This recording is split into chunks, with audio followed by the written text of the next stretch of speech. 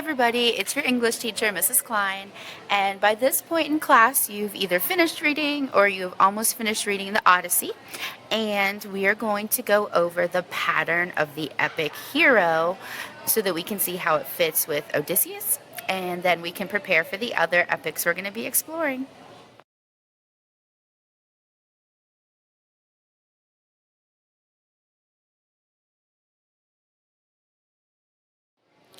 The pattern of the epic hero is sometimes known as the hero's journey. And so there are 6 stages to this journey. So let's begin. The first stage is known as the origin story. Sometimes, but not always, this includes the birth of the hero, but this is where the story begins.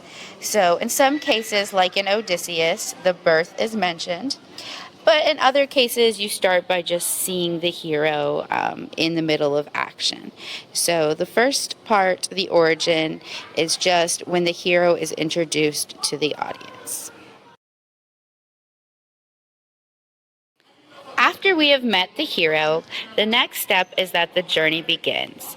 So our hero is always given some kind of task that they must complete, and to do so, they must leave home.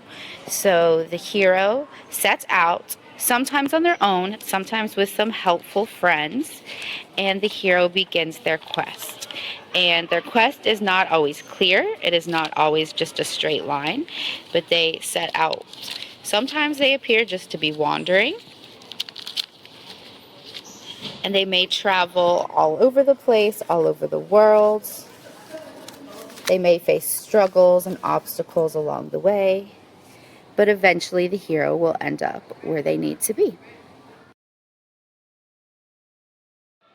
Once the hero has arrived at their destination or in the vicinity of where they are supposed to be, they will encounter obstacles. And for Odysseus, there were many, many obstacles. One of the first big ones he faced, though, was the battle with the Cyclops Polyphemus. But the obstacles, it's normally more than one. Obstacles may take the form of battles. They may take the form of personal struggles. They may take the form of nature. This is where we see most of our conflict, which you have probably learned about as man versus man nature, man versus the supernatural or gods, and sometimes man versus himself. So the hero will encounter lots of obstacles. Sometimes the obstacles might be monsters like Polyphemus, and sometimes they might just be Mr. Bennett. Sometimes they might just be a very difficult person that they have to deal with. So after the hero has encountered obstacle after obstacle, there comes a point when they feel like, I can take it no more.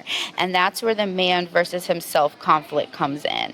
Because the hero has either become so frustrated or so lost or so discouraged that they almost give up on the journey entirely.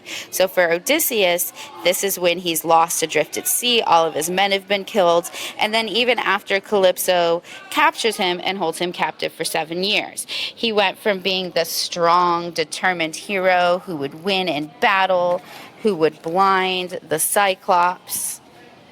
He went from being that strong hero to a man who was broken and in despair, just crying all the time, sitting, facing the sea, just shedding tears and tears, creating his own sea of tears and isolation.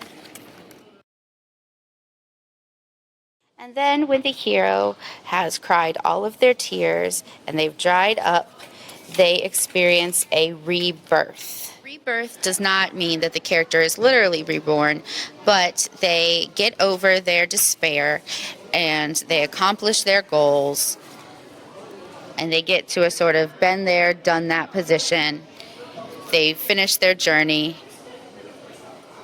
And then they finally emerge at the very end with legendary status, having completed their journey as a hero.